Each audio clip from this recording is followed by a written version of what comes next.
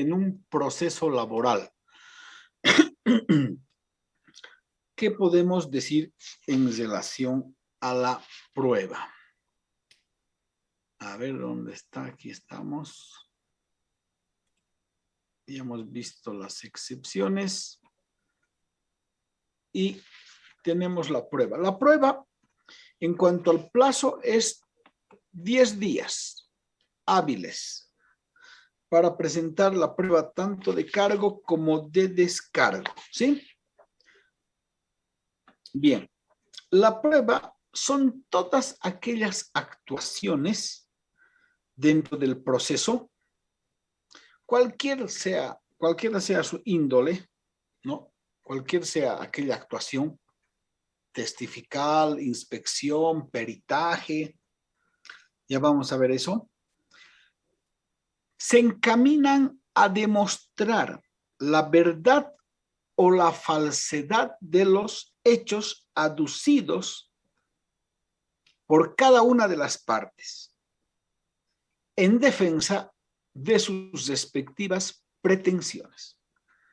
Entonces, reitero, la prueba no es más que una actuación procesal que busca demostrar la verdad o la falsedad de los hechos que se están aduciendo, señalando en el proceso por cada una de las partes para defender sus respectivas pretensiones. Como bien sabemos, la carga de la prueba en materia laboral corresponde al empleador. Entonces, debemos tomar en cuenta que es el empleador el que está obligado a probar, ¿no? Por las características de la relación laboral. Lo que no impide a que el trabajador también aporte lo suyo. Entonces, se dice en la jurisprudencia, la carga de la prueba es obligatoria para el empleador y facultativa para el trabajador. ¿Sí? Eso es un aspecto que se debe considerar. La prueba tiene algunas características muy importantes. Yo puedo establecer dos que son las que nos pueden ayudar a conducirnos mejor en esta etapa del proceso. La prueba debe ser pertinente y la prueba debe ser admisible. ¿Qué significa que la prueba sea pertinente?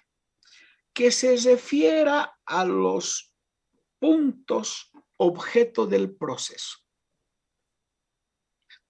La señora juez, el señor juez establecen que las partes deben probar los siguientes hechos. Entonces, a tiempo de emitir un auto interlocutorio, determina la apertura del término de prueba y señala cuáles son los puntos de hecho a probar. Y se señala cuáles son los puntos de hecho a probar. Y sobre la base de esos puntos, por ejemplo, dirá, debe probar el tiempo de servicios, debe probar el sueldo promedio indemnizable, debe probar que hay relación de trabajo, debe probar que el despido ha sido injustificado, debe probar que le corresponden o que no le han pagado las vacaciones. Entonces, el juez señala esos puntos de hecho a probar. Cada uno de esos puntos, las partes deben probar. El trabajador tendrá que aportar lo suyo para demostrar que esos puntos que dice no le han pagado o esos derechos que le corresponden, pues debe probar. Por su parte, el empleador, si dice que no le corresponde el desahucio, por ejemplo, deberá probar que el despido es justificado o que se ha producido una causa de conclusión de la relación laboral que no implica el pago del desahucio. Entonces, cada uno debe probar. Ahora, la prueba debe ser pertinente y admisible. ¿Qué significa? Pertinente, refiérase a los puntos objeto del proceso. Si dice pruebe relación de trabajo, ustedes tienen que probar que hubo relación de trabajo. No podrán decir en ese punto, ¿no? Señor juez, la empresa era explotadora. Señor juez, la empresa no pagaba impuestos. Señor juez, la empresa tiene varios procesos. Nadie está diciendo si la empresa cumplía con otras normas laborales. Nadie está diciendo si la empresa tiene deudas con el Estado. Lo que estamos diciendo, pruebe relación laboral. ¿Y qué hay que probar? Que hubo relación laboral. Por eso es pertinente. Refiérase a los hechos. Eso es lo que nos falta.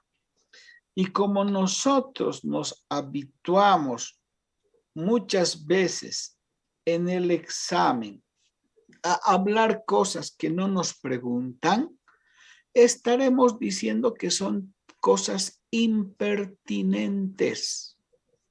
¿Sí? Si yo les pregunto, por ejemplo, ¿qué es la indemnización por tiempo de servicios?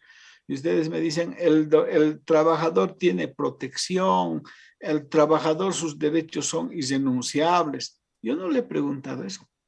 Yo le he preguntado, ¿qué es la indemnización? Ah, sí, pues doctor, es que la Constitución garantiza los derechos del trabajador. No le he preguntado qué dice la Constitución. ¿Qué es la indemnización? Ustedes me dirán, es la compensación al desgaste que genera la actividad laboral y se paga un sueldo por año trabajado o duodécimas cuando no se ha cumplido.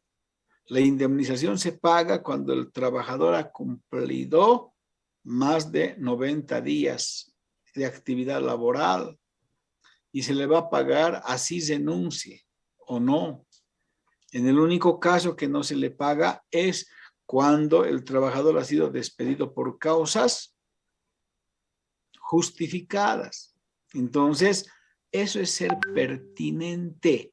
Me están respondiendo lo que es la indemnización, pero si me dicen, pero doctor, le he dicho algo, le he dicho que los derechos son protectores, le he dicho que la Constitución garantiza sus derechos, le he dicho que hay el indubio pro operario, pero yo no le he preguntado. Entonces, ahí está ser pertinente en todo y en la prueba más. La prueba debe ser pertinente. Dice, sueldo promedio indemnizable. Señor juez, la parte empleadora no me pagaba a tiempo, la parte empleadora no cumplía sus obligaciones, no presentaba planillas de pago. ¿Quién le ha preguntado eso? Pruébeme cuánto era su sueldo promedio indemnizable. En virtud a las boletas que acompaño de septiembre, octubre y noviembre, mi salario ascendía a tanto. El monto total dividido entre 3 sale tanto. El sueldo promedio indemnizable que me corresponde es tanto.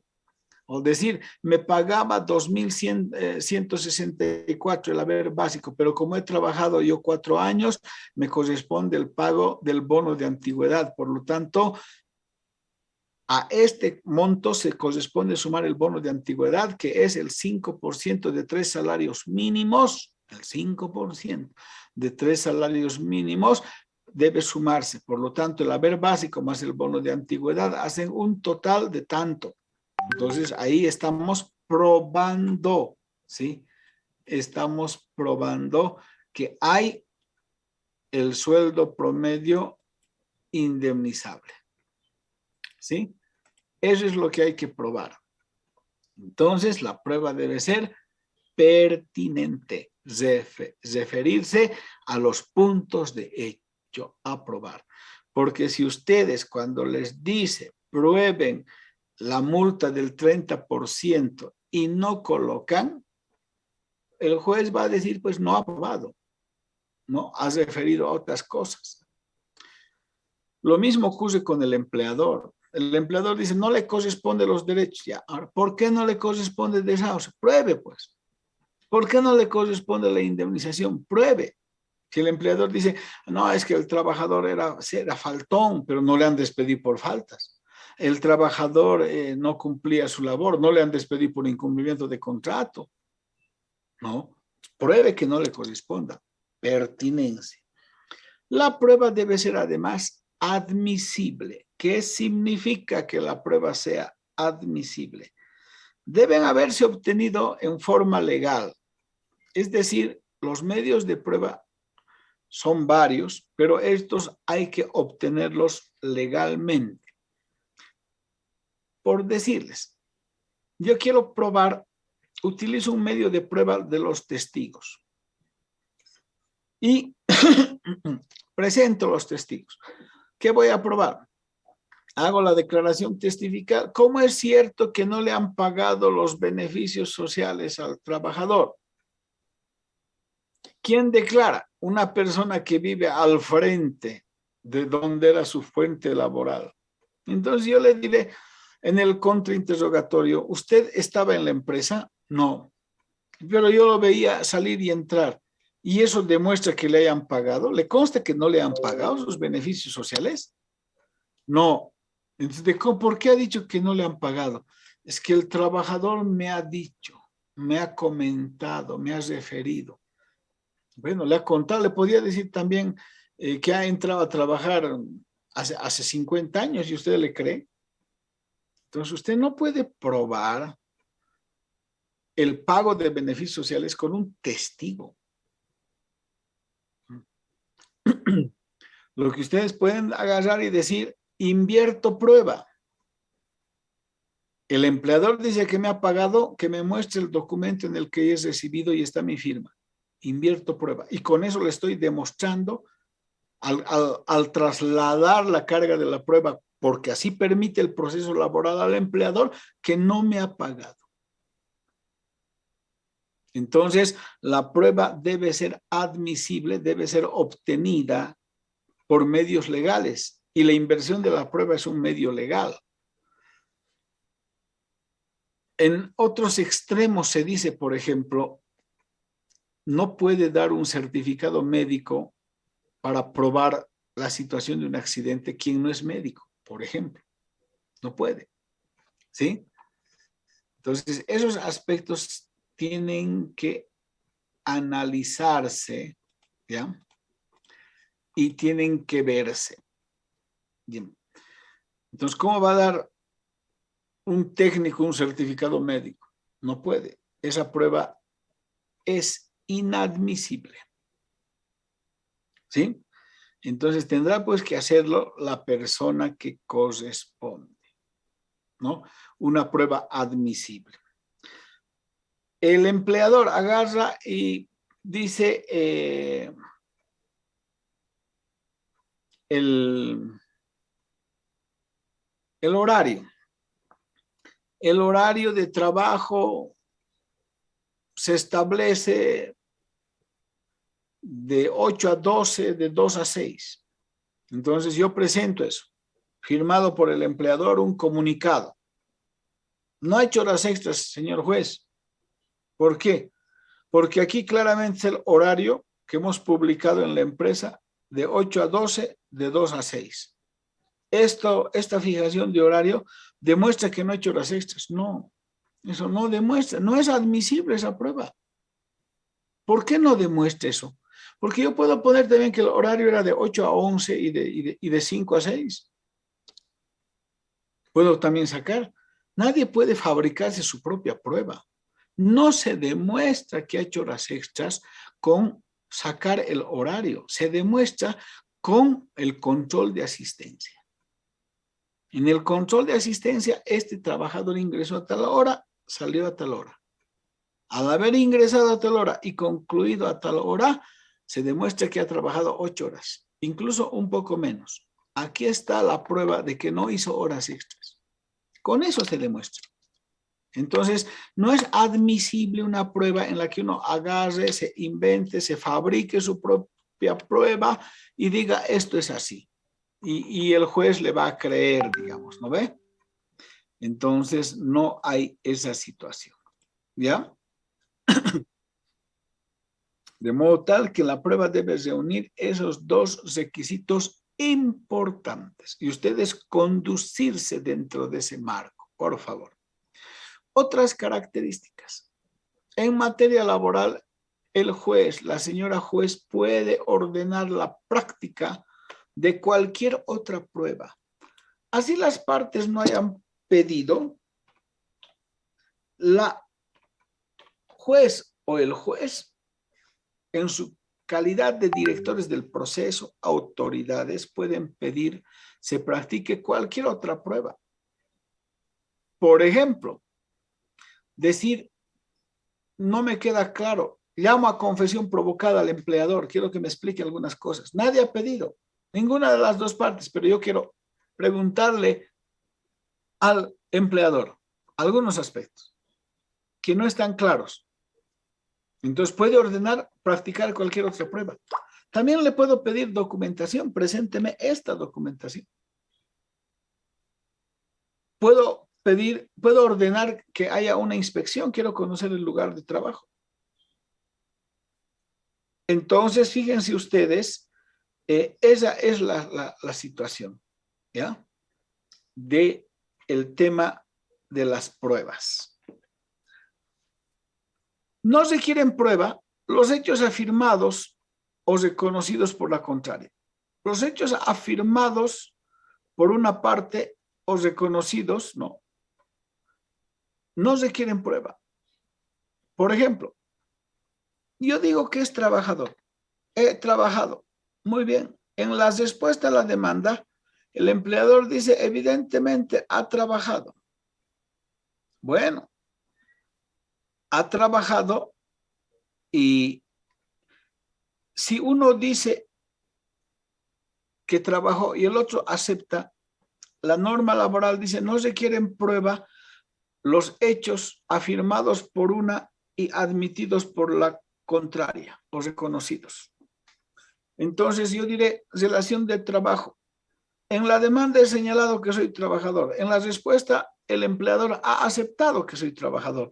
No habrá aceptado el tiempo de servicios, por ahí la causa de la conclusión, pero ha aceptado que soy trabajador. Por lo tanto, no se quieren, señor juez, prueba los hechos afirmados por una parte y admitidos por la contraria. Por lo tanto, pido se tenga por probado este punto conforme establece el procedimiento laboral en su artículo tantos. Ahí está. ¿Se puede presentar prueba con juramento de reciente obtención? Sí. Vencido el término de prueba, se puede plantear documentos de reciente obtención, pruebas de reciente obtención. Se presenta el memorial, evalúa él o la señora juez y establece que se recepcione. Yo ya en dos procesos últimos que tengo he pedido prueba de reciente obtención y en los dos me han aceptado. Vencido el término de prueba antes de dictar la sentencia. ¿Sí? Se puede. Pero hay que justificar. ¿Cuál es la razón?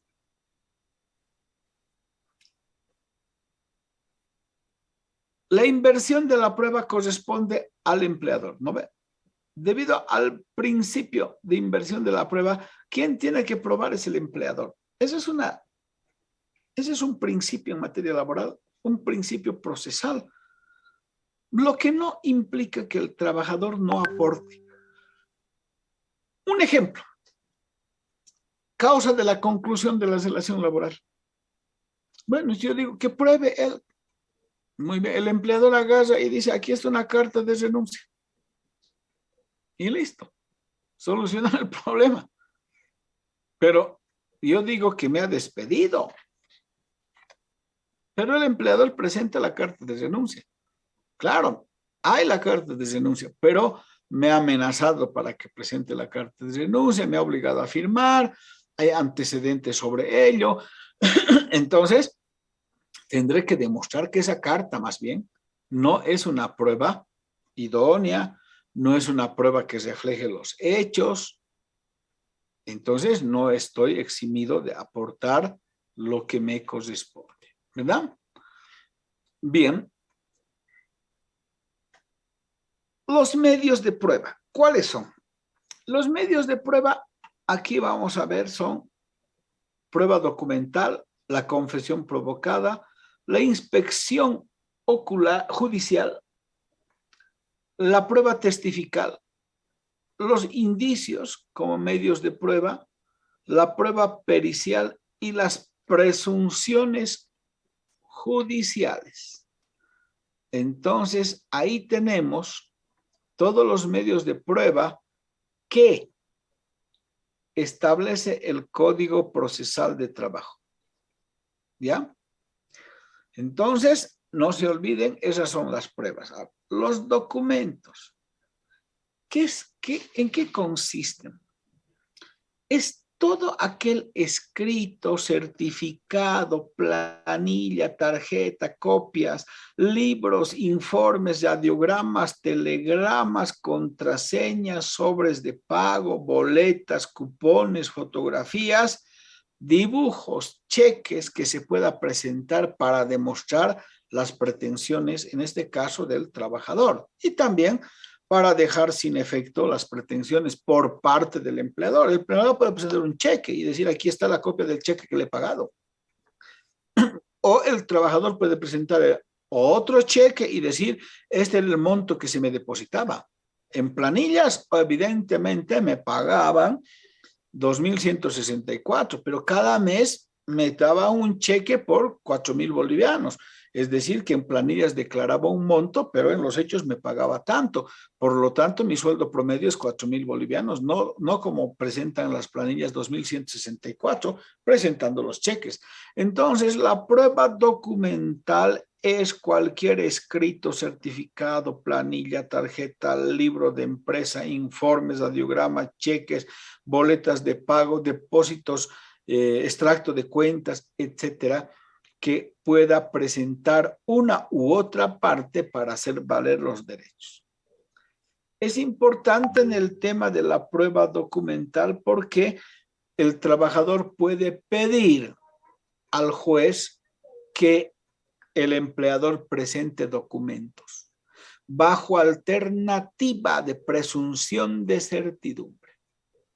En etapa probatoria, el trabajador puede, mediante un memorial, decir, pido que se conmine a la parte empleadora, presente las planillas de pago, presente el libro de asistencia para ver si hay o no hay horas extras, presente el pago del aguinaldo, si me hubiera hecho dentro de plazo, presente el pago del segundo aguinaldo esfuerzo por Bolivia. Entonces, si no presenta, se va a presumir que el empleador no lo tiene, no ha pagado y debe cumplir esta obligación. ¿Sí? Eso es. Entonces, compañeros, esa es la prueba documental. Muy importante. Luego tenemos la confesión provocada. ¿Qué significa la confesión provocada? Cualquiera de las partes e incluso el juez puede diferir a confesión, puede convocarle a audiencia para que absuelva un cuestionario, para que confiese ciertos hechos. Decirle, por ejemplo, diferir al empleador, ¿cómo es cierto que usted en fecha tantos me despidió con motivo de tal situación? Entonces, ahí hablará pues el empleador y dirá, ¿es verdad o no es verdad esta situación? ¿Sí? Hay que tener cuidado cuando uno difiere a confesión. ¿Por qué? Porque se le da pie a que hable libremente la otra parte. Por ejemplo, se le dirá al trabajador, se difiere a confesión. Trabajador, ¿cómo es cierto que usted afirmó esta carta de renuncia? ¿Qué va a decir el trabajador? Sí, pero yo no hice la carta de renuncia. Me lo ha hecho el encargado de recursos humanos, porque yo en la empresa no tengo asignado ni siquiera computadora. Por lo tanto, mal podría haber hecho yo en computador una carta de renuncia y además el tenor es una redacción propia de recursos humanos, yo no he hecho. Entonces, en vez de favorecer la confesión al empleador, le va a favorecer al trabajador, porque va a decir, a ver, quiero consultarle aquí a la empresa, ¿es verdad que la carta no ha redactado el trabajador? Está firmada por el trabajador, pero ¿quién se lo ha redactado? Señor juez, por un favor, nosotros se lo hemos hecho. Ah, ustedes, muy bien. Entonces el juez puede llegar a la convicción de que el trabajador no renunció en su voluntad, sino que fue objeto de presión y por lo tanto le corresponde el pago de beneficios sociales. Fíjense ustedes, ¿no? O de desahucio. Entonces, cuando uno haga una confesión, tiene que saber los pros y los contras. ¿Sí? El juez también puede convocar a confesar a las partes, ¿no? Bien. La confesión tiene que ser en forma de pregunta y respuesta, porque si no viene a confesar, se dan por averiguados los hechos. ¿Cómo es cierto que usted me ha despedido en tal fecha? No viene el empleador, eso es verdad. Así dice el Código Procesal del Trabajo. ¿Sí? La inasistencia, pues, es una aceptación de que lo que se le está preguntando es verdad. Por eso es que hay que saber hacer bien las preguntas, como en preguntas-respuesta. La inspección judicial, ¿a qué se refiere? Ir a verificar ciertos hechos, generalmente a la empresa o a otro lugar que tenga que ver con los hechos que se están demostrando. La inspección judicial es un medio de prueba en el cual se busca ir a constatar en el terreno ciertos hechos, ya sea verificando el centro laboral o también las maquinarias o conversando con el personal. ¿Sí? Entonces la inspección es otro medio de prueba. La prueba testifical. El testigo es aquella persona que va a dar fe de ciertos hechos que le constan. Va a ir a declarar sobre ciertos hechos que le van a constar. Por ejemplo, yo tengo un testigo o dos testigos, porque en el caso testifical, dos testigos con testes y uniformes en hechos, en circunstancias, hacen prueba. Uno solo puede ser un indicio, no hace plena prueba. ¿Qué dice Aldo? Adelante, compañero. Perdón, doctor, se me cortó el internet, no pude escuchar la parte de inspección judicial. La parte de la inspección judicial es ir a ver a la empresa ciertos hechos que le interesan a cualquiera de las partes para demostrar sus pretensiones, ir a verificar. También el juez puede ordenar una inspección judicial, entonces se trasladan del juzgado a un lugar, el centro de trabajo, excepcionalmente otro lugar, bueno, que cause, digamos, importancia en la verificación de ciertos hechos. Por ejemplo, para establecer las condiciones de trabajo.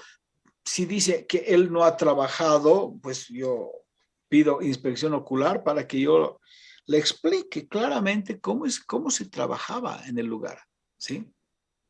Y que es verdad que yo he trabajado, cómo funciona la máquina, etcétera, ¿no? Para poder constatar ciertas circunstancias. En cambio, los testigos son los que van a hablar de un hecho que le consta. Entonces, la prueba testifical tiene que ser con teste y uniforme por lo menos en 2 personas. ¿Sí? En la prueba testifical habrá que advertir lo siguiente. Se presenta un interrogatorio o se hace el interrogatorio en la audiencia, pero después de eso, él o la señora juez o la otra parte puede contrainterrogar.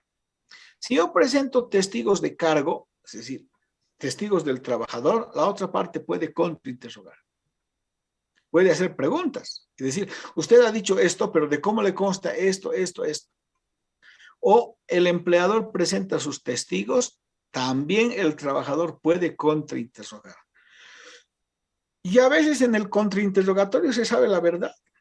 Por lo tanto, no es recomendable presentar testigos que mientan, ¿verdad?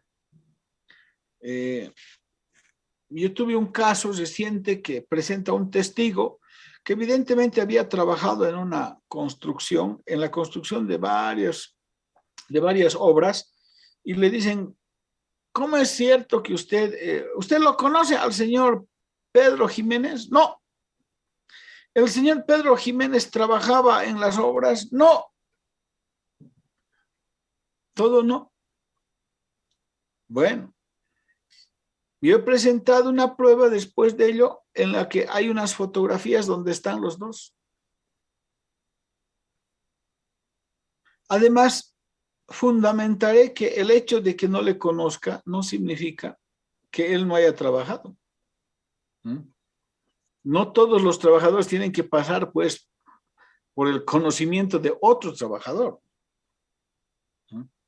De modo tal de que hay que saber utilizar este medio de prueba y sobre todo actuar con buena fe, no con mala fe, no inventándose testigos, porque también el juez puede detectar esa circunstancia y el falso testimonio es delito penado por ley. Bien, los indicios. Esta es una prueba no directa, podríamos decir, es una prueba indirecta. Es señalar alguna circunstancia de la cual se puede deducir un hecho, ¿sí? Entonces, es un signo de que hay una relación, ¿sí? Con otro hecho, ¿no? Es una prueba indirecta sobre circunstancias, tiempos, lugares, ¿no? Que le permite racionalmente fundamentar una verdad, algo que es veraz. Por ejemplo, ¿cómo es cierto? Al testigo le decimos, ¿no? Puede tener carácter de indicio esta declaración, que ustedes trabajaban en la empresa de tal hora a tal hora, ¿sí? Trabajábamos de tal hora a tal hora, pero no le consta que haya hecho horas extras, pero sí ingresábamos a las 8 y deberíamos salir a las 4 y normalmente salíamos 5, 5 y media, todos los trabajadores. Entonces, sí, pero eso no prueba de que él haya trabajado en horas extras, pero es un indicio, porque si un trabajador declara que se salía más allá del horario, es pues un claro indicio, una circunstancia que nos puede permitir relacionar a que se trabajaba más allá del horario. Entonces, eso es una prueba referida a una prueba indiciaria, indicios. Hay que saber también utilizar. La prueba pericial. El perito es aquel profesional que conoce sobre alguna rama, alguna ciencia, de manera científica o técnica, ¿no?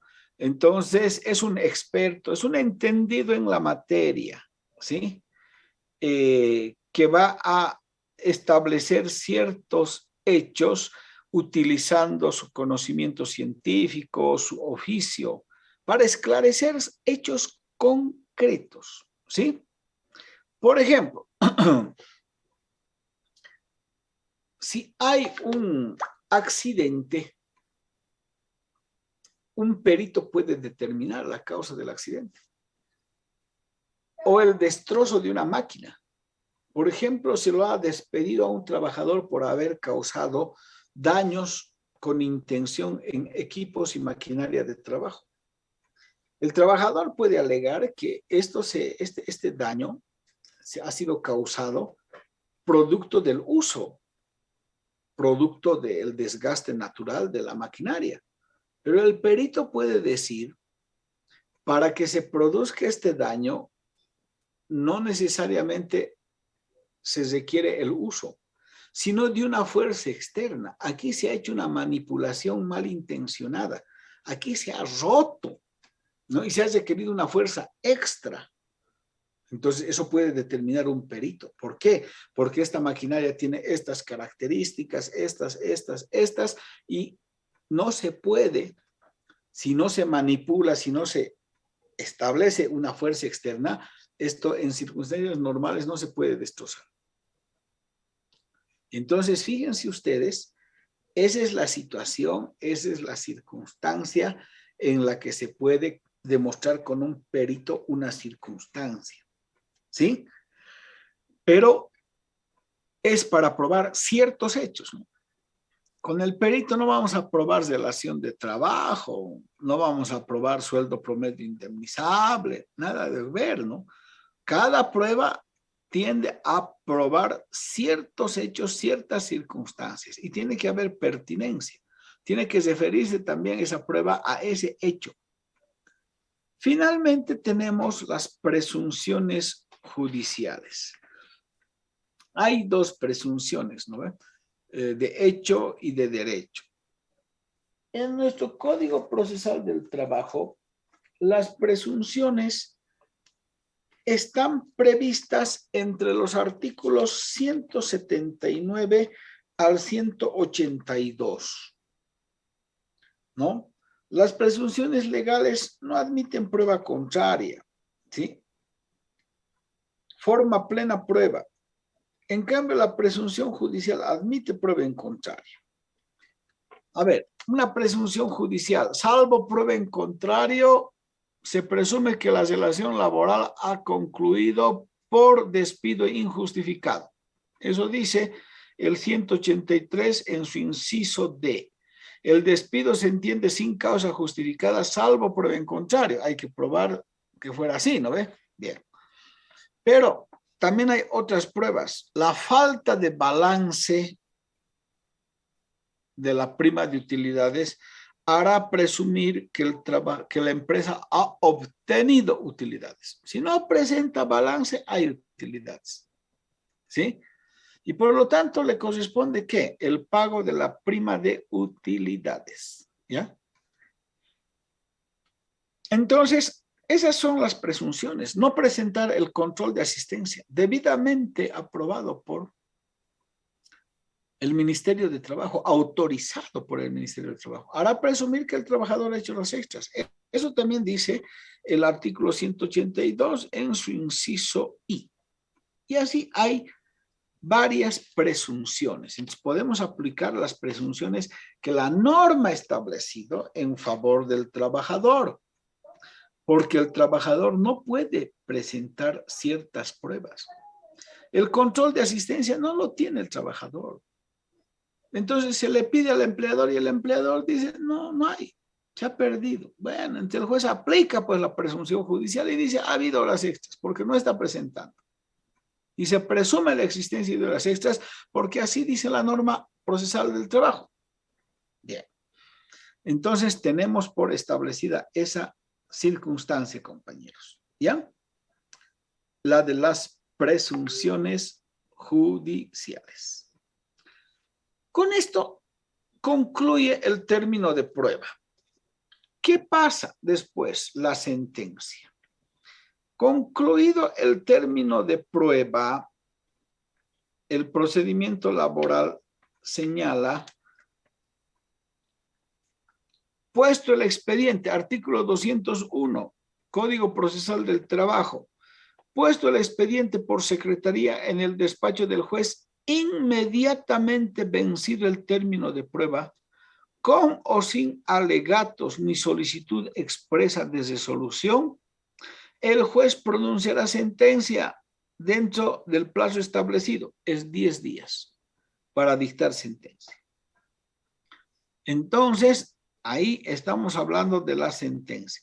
La sentencia es la decisión del juez para resolver un conflicto de intereses. La sentencia es una decisión imparcial de una autoridad que va a resolver un conflicto de intereses. La sentencia tiene tres partes, podríamos decir. Primero, una parte de los vistos. El juez ve todo el expediente antes de dictar la sentencia. Vistos, la demanda, la respuesta, las pruebas de cargo y de descargo y todo lo que demás ver convino y se tiene. Entonces ahí vistos. Luego empiezan los considerandos. Hay dos clases de considerandos. Aquellos que indican una relación de todos los puntos que se han desarrollado en el proceso, sin emitir opinión todavía. Ahí dice, estas son las partes, esta es la relación sucinta de los hechos, esto es lo que dice uno, esto es lo que dice otro, esto es lo que se ha obrado, todo eso. Esos son los primeros considerandos, considerando que de fojas 5 a 8 cursa la demanda por pago de beneficios sociales interpuesto por el señor Tantos contra la empresa Tantos. Considerando, ¿no?, que corrido en traslado, la parte demandada responde oponiendo excepciones previas. Las mismas que a fojas Tantos han sido resueltas declarando improbadas. Que la parte empleadora no hizo uso del recurso de apelación a la resolución que declara improbadas las excepciones previas, que a fojas Tantos se dispone la apertura del término de prueba y se fijan los hechos a probar, que a fojas Tantos cursa la prueba de cargo consistente en, a fojas Tantos cursa la prueba de descargo consistente en. Esos son los antecedentes, los considerandos. Luego vienen los otros considerandos, donde se va a dar las razones y fundamentos que estimen pertinentes. Ahí dirá de la revisión, de la relación descrita, se hacen los siguientes considerandos. Considerando que en relación en referencia a la relación laboral, se tiene que ha existido relación laboral en virtud a que este otro. Que en relación a el tiempo de servicios, el suscrito llega a la conclusión de que el trabajador ha cumplido un tiempo de funciones de 4 años, 5 meses y 10 días, conforme se tiene del contrato de trabajo, conforme se tiene que cursa a fojas 80 de obrados y el memorándum de conclusión de la relación laboral de fojas 85, que establece la conclusión por despido injustificado. Que ya empieza a hacer análisis. Primero relata como un cuento, luego ya hace un análisis. Y en función de eso va a venir la última parte, que es la resolución. Va a resolver. Por tanto, va a adoptar la decisión el señor juez en forma obligatoria. Por tanto, el suscrito juez, en virtud, ¿no?, de las normas, falla declarando probada la demanda e improbada las excepciones, por ejemplo, o probada en parte la demanda en relación a los puntos siguientes. Entonces va a declarar probada o improbada, probada en parte, improbada en parte. Bien, con eso concluye esta fase de la primera instancia, con la sentencia. Primero se notifica a la parte afectada con el fallo. Cuando dice probada en parte, aunque sea a la parte demandada, o probada a la parte demandada. Y después de que la otra parte pueda hacer uso de su apelación, se corre en traslado la apelación y se notifica también con la sentencia a la otra parte. ¿Ya? Bien.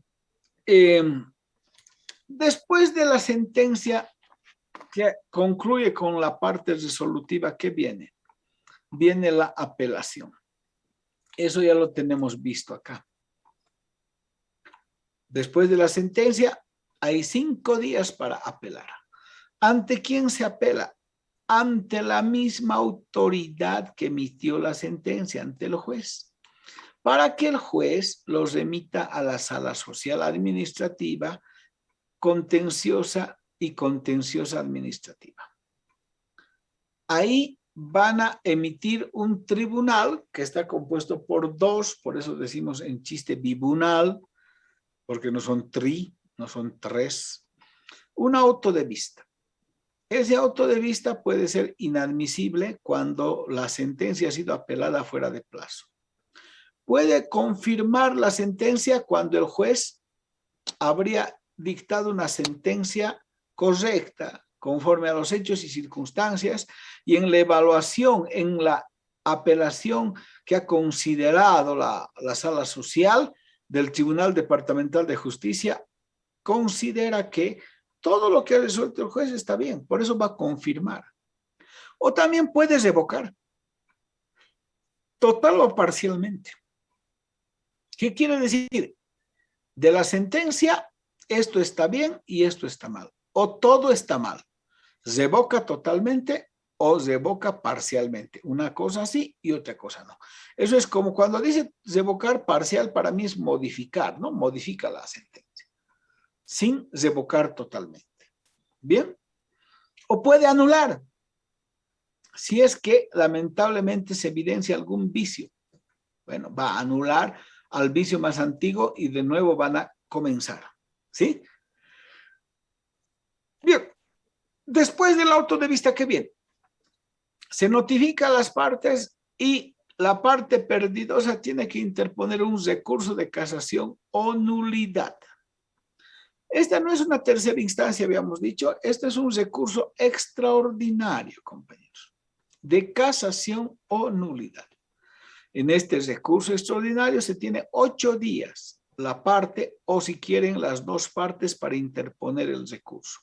8 días hábiles, ¿sí? Habrá que advertir que en el procedimiento civil es 10 días, en el laboral es 8, a tomar en cuenta.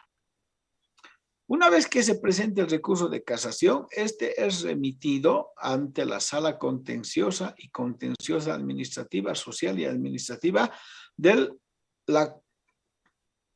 Tribunal Supremo de Justicia, donde ya no hay vocales, sino hay magistrados y tiene también sus 3 salas y pues ahí van a dictar ya no un auto de vista, sino un auto supremo.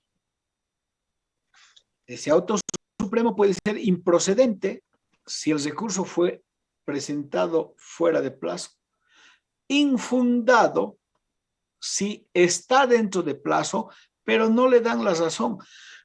Establecen que sus fundamentos no son los adecuados, no se adecuan a los hechos y plenamente vinculados con el derecho. O puede anular cuando haya detectado algún vicio.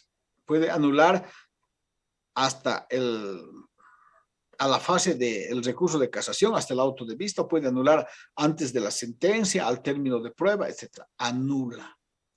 Entonces, ahí es pues un error improcedendo.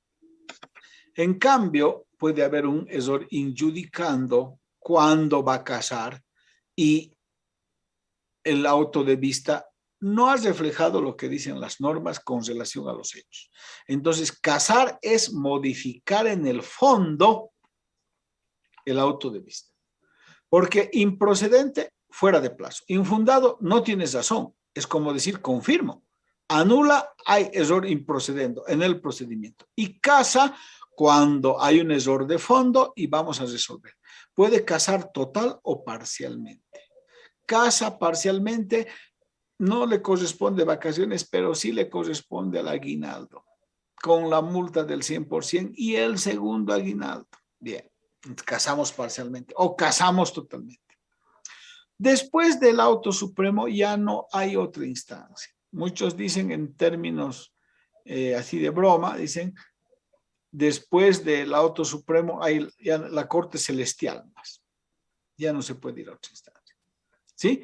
Salvo que alguien evidencie que ha habido un vicio que ha violado garantías constitucionales en el proceso, hará una acción de amparo, pero esa es una situación muy extraordinaria. Normalmente no se hace en un 90 y muchos por ciento y pues el auto supremo es definitivo. ¿Sí? Con eso, compañeros, hemos concluido, ¿sí?, esta parte y solamente nos falta hacer la demanda, dar las pautas para que ustedes puedan elaborar una demanda laboral, ¿sí? Es decir, eso lo haremos el próximo lunes. Y con eso ya habríamos concluido la materia y ya nos predisponemos para dar el examen final. Si hay alguna duda acá sobre el tema, pues ya nos a responderle. Tienen la palabra.